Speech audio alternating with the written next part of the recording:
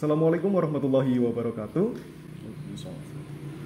Kali ini finalis Duta Wisata Kabupaten Wonosobo tahun 2022 tengah berada di Desa Giyanti dan akan mengulik informasi mengenai Desa Giyanti tersebut.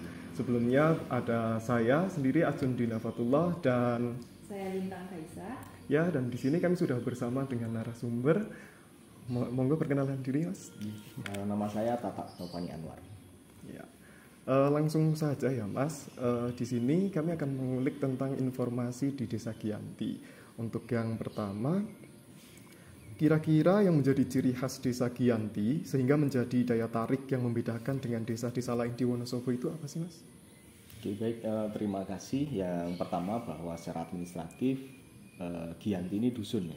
Dusun bukan desa. Kalau secara wilayah masuk di Desa Kadipaten Kecamatan Silomerto. Ada beberapa hal yang mungkin unik di Giyanti ini. Salah satunya adalah masyarakat yang masih sangat kental akan budaya dan tradisi. Salah satunya kita bisa melihat di bulan Suro atau bulan Muharram, setiap tahun selalu menyelenggarakan namanya tenongan atau rakanan. Jadi seperti sedekah bumi yang dilaksanakan setiap tahun, dan juga di situ kita akan membuat tenong atau sebuah nampan yang berisi hasil bumi, jajan pasar dan sebagainya, yang kemudian diarak dan diperebutkan oleh masyarakat. Sebelum masuk lebih dalam, mungkin ya Mas boleh dijelaskan sedikit nggak sih tentang asal usul Desa Giyanti itu gimana?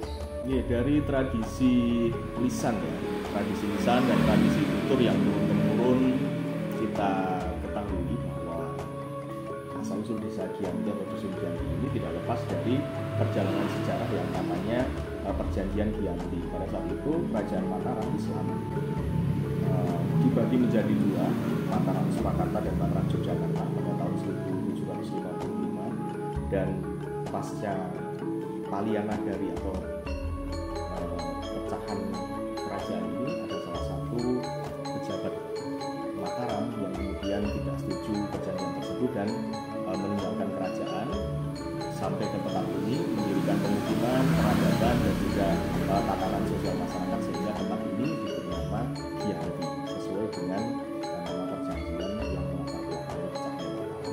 Tapi sekali lagi itu tradisi tutur, dan kita masih terus menggali dan mencari sumber-sumber primer, sumber-sumber sejarah yang lebih aktif. Tapi masyarakat mempercayai itu, dan beberapa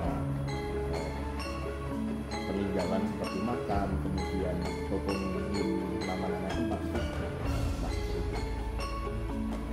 Berarti seperti tadi kegiatan kan ada kegiatan tenongan juga yang masih menjadi ciri khasnya. Selain dari kegiatan itu masih ada kegiatan apa lagi sih, Mas, yang menciri khaskan di Giyanti? Karena kan selama ini kita tahu kayak Desa Giyanti itu kegiatannya banyak banget, tapi itu belum tahu nama-namanya itu apa. Ya, kalau di tenongan atau rakanan sendiri itu kan sebuah rangkaian dari awal sampai akhir itu bisa 1 pekan lebih, dan beberapa tradisi-tradisi yang masih kita lestarikan sampai saat ini seperti nyadran atau ziarah leluhur, atau ada yang mengatakan kunjung leluhur, kemudian tadi ada tenongan, kemudian ada mesusi beras. Jadi ibu-ibu itu nanti satu kampung itu akan mesusi beras bareng. Mesusi tahu ya, mencuci beras sebelum kita masak menjadi nasi, dan air pesusen, air hasil pesusen itu yang nanti juga akan diperebutkan oleh masyarakat juga, karena dianggap ini menjadi simbol kesuburan yang nantinya bisa membuat makmur dari kegiatan-kegiatan tersebut, mulai dari makanan, kemudian mulai dari sugar lenjer dan lain sebagainya, itu kita bisa sajikan dalam bentuk kemasan paket wisata.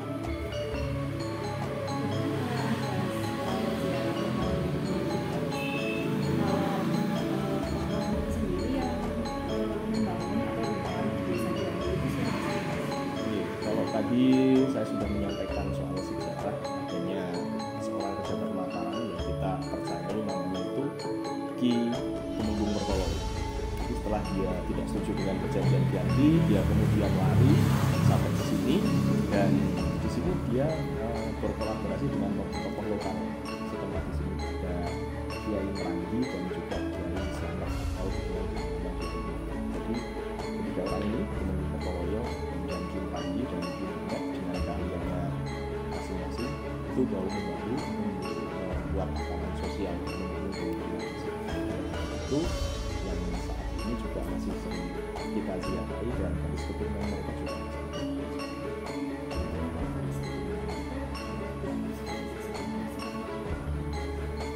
ya tokoh yang terkenal juga sesepuh juga populer, jadi kita masih menghormati tiga tokoh. Untuk desa dusun ya, Iya. untuk dusun Jambi kan itu kan termasuk ke dalam desa wisata ya Mas.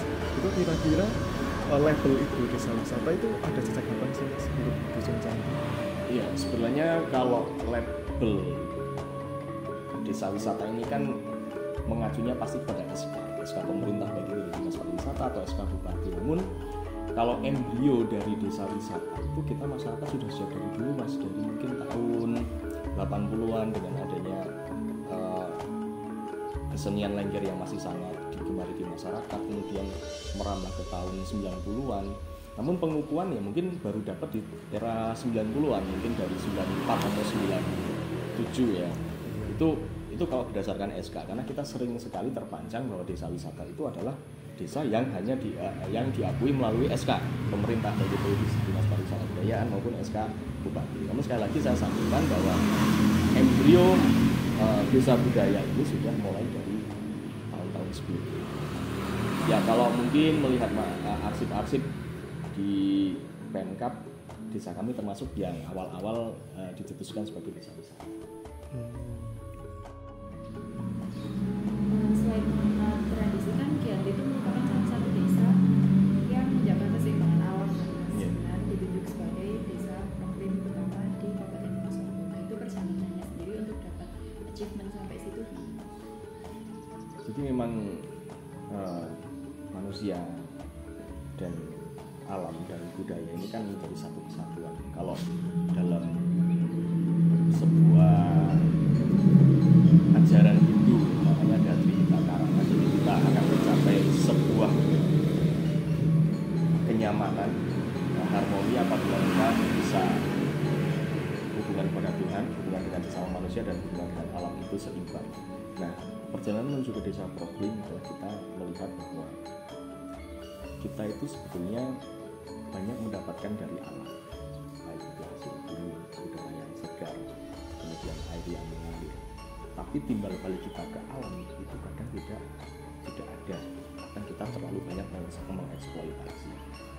Jadi nafas dari rakanan, yaitu dengan memunculkan hasil bumi sebagai wujud rasa syukur, itu kita implementasikan lebih dengan cara melestarikan lingkungan, sehingga kita tergerak untuk lebih nyata lagi dengan membangun Giyanti ini menjadi salah satu desa publik yang mana sudah berjalan sekira 2 atau 3 tahun dan masih terus kita kembangkan, tidak hanya pada saat penilaian problem saja, tapi benar-benar sampai ke keseharian masyarakat. Jadi alurnya bahwa kita memang paham kita berhutang banyak pada alam, dan Wirakanan itu merupakan salah satu wujud rasa syukur pada alam, dan implementasinya itu dalam bentuk problem.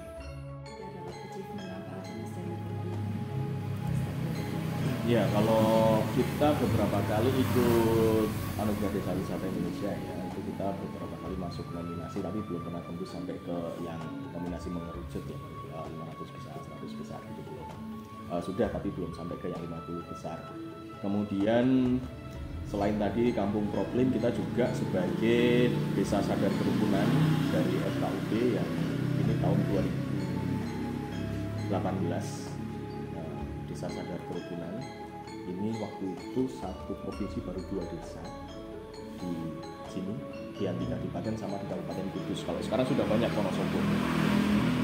Dan yang menginisiasi itu dulu adalah dari masyarakat sendiri, bagaimana masyarakat sini yang multikultural baik dari segi strata sosial, agama, itu kita benar-benar bisa menjadi satu dan tidak sering atau bahkan mungkin kecil sekali terjadi friksi gesekan ya, karena seni budaya dan tradisi itu. Di beberapa yang bisa kita tarik selain Anugerah Desa Wisata, juga Kampung Problem dan juga Desa Sadar Kerukunan. Berarti memang dari masyarakatnya yang sudah sadar akan kerukunan. Iya, sebenarnya begini, dalam kehidupan sosial masyarakat kan mungkin pasti juga akan ada gesekan 1-2 kali gitu ya. Tapi bagaimana mengelola konflik tersebut dan juga meredam konflik tersebut. Nah, masyarakat kami di Jambi ini sudah memiliki cara sendiri, memiliki rumus sendiri, yaitu melalui seni budaya. Misalnya begini, terjadi gesekan atau konflik antar satu masyarakat dengan masyarakat lain. Nah, bersamaan dengan itu akan ada event seni katakanlah, dan mereka berdua itu juga tergabung dalam kelompok kesenian ini. Misalnya yang satu sebagai pemusik, yang satu sebagai penari. Semarahnya mereka, tapi ketika mereka dicampurkan dalam satu panggung, maka mereka harus berkolaborasi. Itu salah satunya. Ya, misalnya mereka lagi marahan, diem-dieman, tapi mereka harus satu panggung dan mereka harus berperan, katakanlah bermain drama, kan mereka kemudian harus ngobrol, harus mengundang. Seperti itu membuat gesekan-gesekan itu bisa reda dan bisa kemudian bisa dilakukan.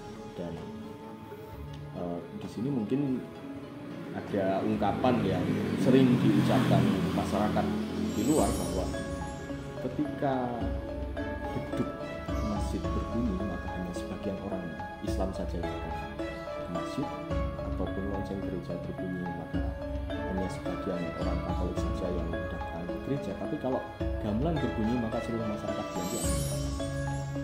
Itu sebagai wujud simbol budaya sebagai pengikat di sini itu sangat